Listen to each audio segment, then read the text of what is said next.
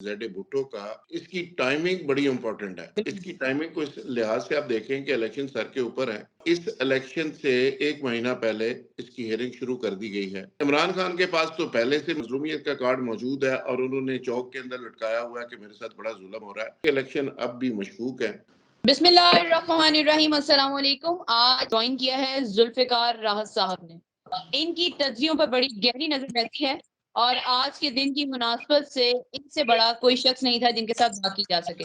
Most welcome sir. Thank you Ayesha. Sir میں آپ سے پہلا سوال یہ کرنا چاہوں گی، کئی سالوں کی جدوجہد کے بعد ذوالفقار علی بھٹو کا کیس آج عدالت میں آیا۔ لائیو ٹرانسمیشن جانے کے بعد اچانک اس کی پھر تاریخ دے دی گئی۔ آپ اس بارے میں کیا کہیں گے کہ یہ ریفرنس اس کی مناسبت سے کتنی اہمیت کا حامل ہے؟ دیکھیں عائشہ، پاکستان کی جو تاریخ ہے اس طرح کے حادثات سے بری پڑی ہے، اور یہ کیس کا ٹیک اپ ہونا زیڈ بھٹو کا، اس کی ٹائمنگ بڑی امپورٹنٹ ہے۔ اور اس کی ٹائمنگ کو اس لحاظ سے آپ دیکھیں کہ الیکشن سر کے اوپر ہے اور اس الیکشن سے ایک مہینہ پہلے اس کی ہیئرنگ شروع کر دی گئی ہے۔ پاکستان کے اندر ایک پولیٹیکل ٹرینڈ یہ بن گیا ہے کہ ہمارے سیاسی پارٹیوں کے جو قائدین ہیں ان کے پاس نہ کوئی بیانیہ ہے، نہ کوئی پروگرام ہے، نہ اس قوم کے لیے کوئی نیریٹو ہے، نہ کوئی منشور ہے، تو وہ سارے کے سارے مظلومیت کارڈ کے اوپر بیس کر رہے ہیں۔ یعنی عمران خان کے پاس تو پہلے سے مظلومیت کا کارڈ موجود ہے اور انہوں نے چوک کے اندر لٹکایا ہوا ہے کہ میرے ساتھ بڑا ظلم ہو رہا ہے، اور کسی حد تک وہ چیزیں ہیں بھی۔ دوسرا، نواز شریف صاحب کو کیسز کے اندر بری کر کے ایک مظلومیت کا ان کو بھی نیریٹو دے دیا گیا کہ اب نواز شریف صاحب ہر جگہ پہ جا کے کہہ سکتے ہیں کہ میرے ساتھ بڑا ظلم ہوا اور مجھے کیوں نکالا، اور مجھے 93 میں کیوں نکالا، اور مجھے 18 میں کیوں نکالا، وہ سارے سوال پوچھ رہے ہیں۔ تو ان کو بھی ایک مظلومیت کا پورا کارڈ دے دیا گیا اور ایک مظلومیت کا بیانیہ دے دیا گیا۔ اب رہے گی پیپلز پارٹی، اور پیپلز پارٹی کا کیس بھٹو صاحب کا ٹیک اپ کر کے تو چیف جسٹس آف پاکستان نے ایک طرح سے ان کو بھی بیانیہ دے دیا۔ یہ تین بڑی پارٹیز ہیں پاکستان کے اندر، تینوں پارٹیز یہ مظلومیت کا کارڈ کھیل رہی ہیں اور عوام کو کوئی ان کے ایشوز کا سلوشن نہیں دے رہے۔ مثلاً عوام کو یہ نہیں بتایا جا رہا کسی لیڈر کی طرف سے اور کسی پارٹی کی طرف سے کہ آپ کے جو ایشوز ہیں ان کا حل کیا ہے۔ آپ پاکستان کے اندر 25 کروڑ عوام کا یہ ملک ہے اور یہاں پہ آبادی سب سے بڑا ایشو ہے۔ آبادی کا ہمارے پاس پلان کیا ہے، ہم کس طرح اس کو کنٹرول کریں گے؟ معیشت آپ کی تباہ برباد ہو چکی ہے، اس کو ٹھیک کیسے کریں گے؟ ڈالر آپ کے پاس ہے نہیں، ڈیفالٹ کی آپ بالکل ریڈ لائن کے اوپر کھڑے ہیں، آئی سی یو کے اندر آپ کی معیشت پڑی ہوئی ہے، اس کا کوئی پلان کوئی پارٹی نہیں دے رہی۔ اور تینوں بڑی پارٹیز جو ہیں وہ مظلومیت کا رونا رو رہے ہیں۔ ایک زیڈ بھٹو صاحب کی جو پارٹی ہے، آج اس کا پوتا جو ہے قبلہ جناب بلاول صاحب، وہ کہتے ہیں جی میرے نانا کے ساتھ بڑا ظلم ہوا تھا، نواز شریف صاحب کہتے ہیں میرے ساتھ بڑا ظلم ہوا، اور عمران خان صاحب کہتے ہیں میرے ساتھ بہت ظلم ہوا۔ تو یہ سارے لوگ اپنے مظلومیت کا رونا رونے کی بجائے عوام کو کوئی پروگرام دیں، کوئی ایجنڈا دیں، کوئی سلوشن دیں تو یہ زیادہ مناسب ہوگا۔ بالکل صحیح سر، میرا صرف ایک نقطہ ہے یہاں پہ کہ آپ نے کہا تین بڑی جماعتیں، پیپلز پارٹی مجھے سمجھ لگ گئی، نون لیگ بھی میں سمجھتی ہوں، تیسری جماعت کی طرف کس جماعت کی طرف آپ کا اشارہ ہے؟ میں پی ٹی آئی کہہ رہا ہوں، پی ٹی آئی بھی مظلومیت کارڈ کھیل رہی ہے چونکہ عمران خان کے خلاف جو کیسز ہیں، اور تینوں بڑی پارٹیز جو ہیں یہ مظلومیت کارڈ کے اوپر بیس کر رہی ہیں۔ اور اب پیپلز پارٹی کو بھی ایک بیانیہ دے دیا گیا ہے کہ وہ الیکشن سے ایک مہینہ پہلے کیس کی ہیئرنگ شروع ہو گئی ہے۔ اب بلاول صاحب آج کیس سننے کے لیے گئے ہوئے تھے، یہی بلاول صاحب پچھلے 16 مہینے اقتدار میں تھے، شہباز شریف صاحب حکومت میں تھے، پرائم منسٹر تھے، زرداری صاحب پریزیڈنٹ پاکستان رہے ہیں۔ اس دوران وہ اپنی بیگم کا جواب نہیں لے سکے کسی سے، اور بلاول صاحب 16 مہینے وزیر خارجہ رہے، وہ اپنی والدہ کا حساب نہیں پوچھ سکے۔ والدہ کا جو ان کی شہادت ہوئی اس کا جواب لوگوں کو، اپنے جانوں کو نہیں دے سکے، اور آج اپنے نانا کا حساب لینے عدالت میں پہنچ گئے۔ حالانکہ عدالت کے اندر لاکھوں کی تعداد میں کیسز پڑے ہوئے ہیں عائشہ، پینڈنگ کیسز پڑے ہوئے ہیں، اور چیف جسٹس صاحب کو ہر وہ کیس چاہیے جو چینلز کے اوپر چلے. اور فائز عیسیٰ صاحب کے حوالے سے بہت ساری توقعات وابستہ تھی ہم سب کی، پوری قوم کی، لیکن ڈس اپوائنٹمنٹ ہو رہی ہے کہ وہ ایسے ایسے کیس نکال کے لے کے آ رہے ہیں، مردہ گھوڑے، جن کیسز کا پاکستان کی تاریخ میں اور پاکستان کے عام لوگوں کو قطعاً کوئی فائدہ نہیں ہوگا. ماسوائے اس کے کہ فرسٹریشن بڑھے گی، انارکی بڑھے گی، بال ٹو بال کمنٹری چلے گی. صرف فائدہ صرف یہ ہے کہ 2-3 ہفتے ٹی وی کے اوپر چلے گا، اور باقی جو سپریم کورٹ کے اندر لوگ بیچارے جاتے ہیں روزانہ کی بنیاد پہ، وہ رولتے رہتے ہیں. پینڈنگ کیس ہزاروں کی تعداد میں، لاکھوں کی تعداد میں پڑے ہوئے ہیں. جوڈیشری کی ریفارمز کی ضرورت ہے، جوڈیشری سے کرپشن ختم کرنے کی ضرورت ہے، وہاں پہ سمری ٹرائل کی ضرورت ہے. کورٹ آج بھی ٹرانسپیرنسی انٹرنیشنل کہہ رہی ہے کہ آپ 130ویں نمبر کے اوپر ہیں.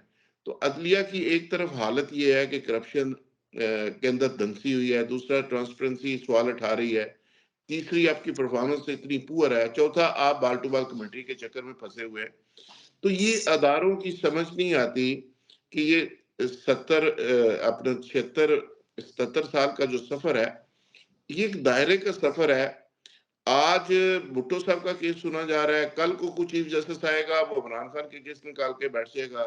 ایک چیف جسٹس آتا ہے وہ صادق اور امین کا سرٹیفکیٹ دے دیتا ہے، دوسرے صاحب آتے ہیں وہ اس کو پھاڑ کے پھینک دیتا ہے، اور وہ نواز شریف صاحب کو کہتا ہے کہ یہ بڑا نیک آدمی ہے. تو یہ عجیب ایک سلسلہ چل رہا ہے، اور مجھے نہیں لگتا کہ ہماری زندگی میں یہ سلسلہ کبھی ختم ہوگا. آپ نے بالکل ٹھیک بات کی. اب اگر ذرا میں سر آپ سے کھل کے سوال کروں کہ نواز شریف کی سیاست ہمیشہ یہ رہی ہے کہ احتساب ہوگا، یعنی مجھے کیوں نکالا.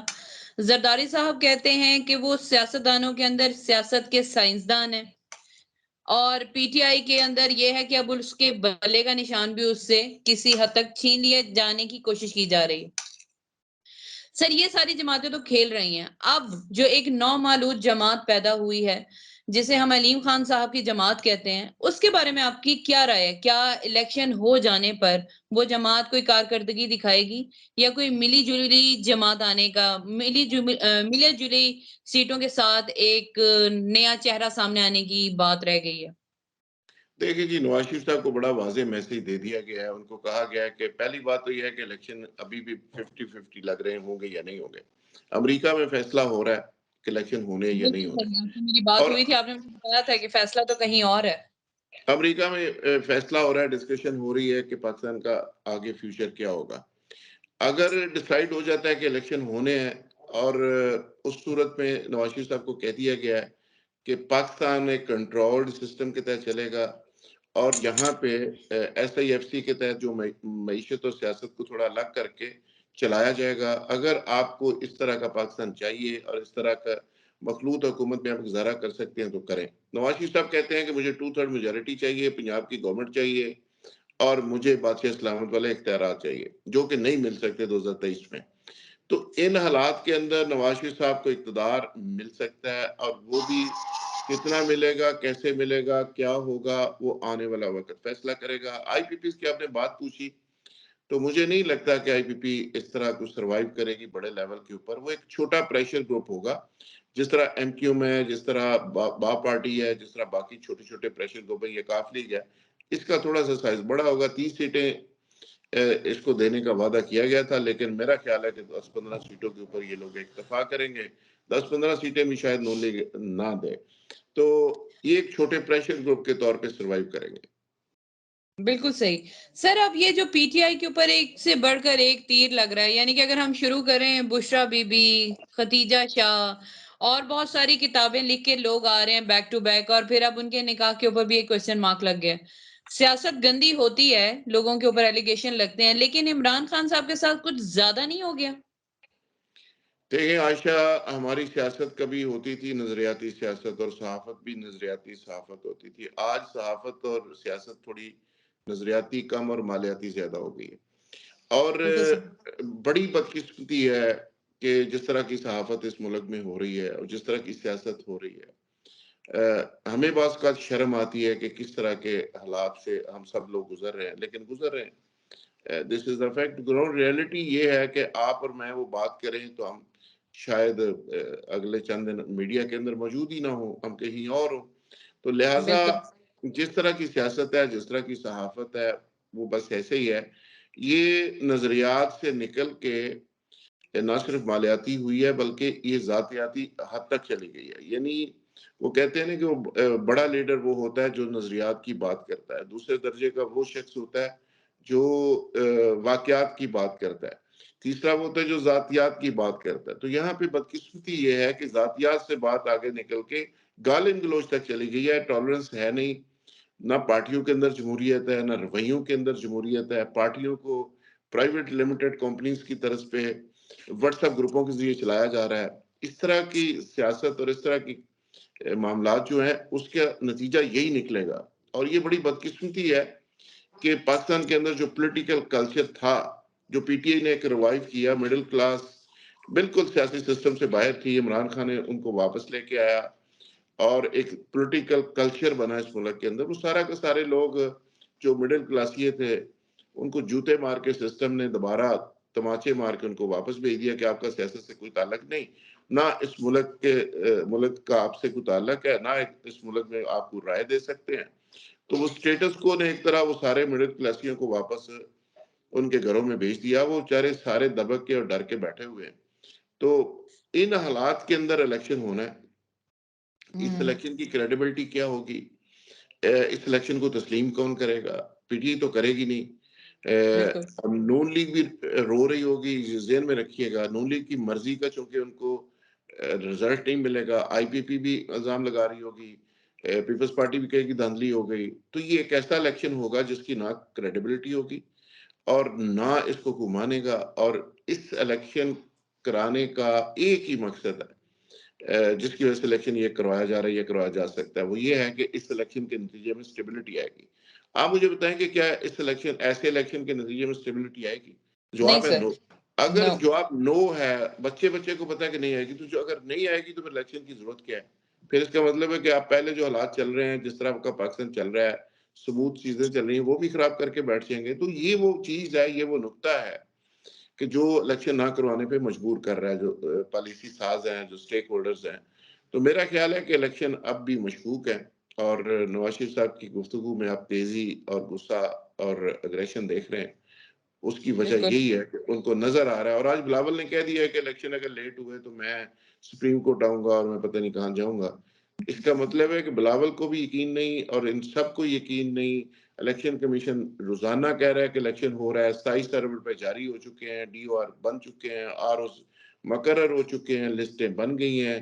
روزانہ الیکشن کمیشن نئے آرڈر دے رہا ہے. اس کے باوجود یہ سارے لوگ کہتے ہیں یہ الیکشن پتہ نہیں ہوں گے یا نہیں ہوں گے. جو بیچارے ٹکٹیں لے کے روزانہ جا رہے ہیں پارٹیوں سے، وہ بھی کہتے ہیں یار پتہ نہیں ہونے کہ نہیں ہونے.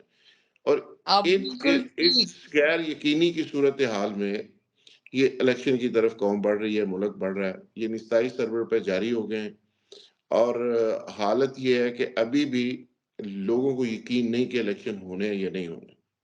بالکل صحیح. سر میں آخری سوال آپ سے کروں گی، عمران ریاض خان کا کم بیک ہو چکا ہے یا ابھی کوئی واپسی باقی ہے؟ دیکھیں عائشہ، عمران ریاض سے ہماری بڑی تفصیلی ملاقات ہوئی تھی 3 گھنٹے کی. میں نے علی اشفاق جو ان کا وکیل ہے، ہم نے ایڈوائس یہ کیا تھا.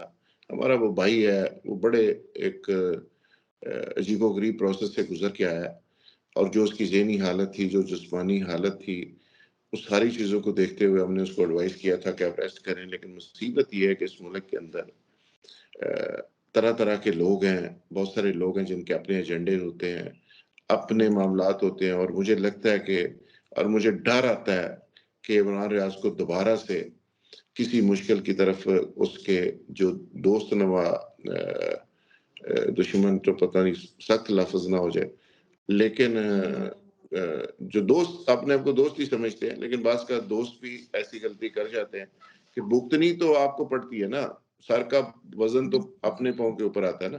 تو عمران ریاض صاحب کو سوچنا چاہیے کہ جس طرح کے کرائسس سے وہ نکلے ہیں، میرا خیال ہے کہ ان کو تھوڑا اسٹے کرنا چاہیے، ان کو ریسٹ کرنا چاہیے، اپنے آپ کو بہتر کرنا چاہیے اور کسی اور کنٹروورسی میں نہیں پڑنا چاہیے.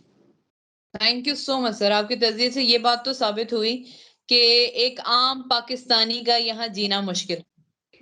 اب مجھے لگتا ہے جی بس حسن نثار صاحب نے تو ملک چھوڑنے کا اعلان کر دیا جی.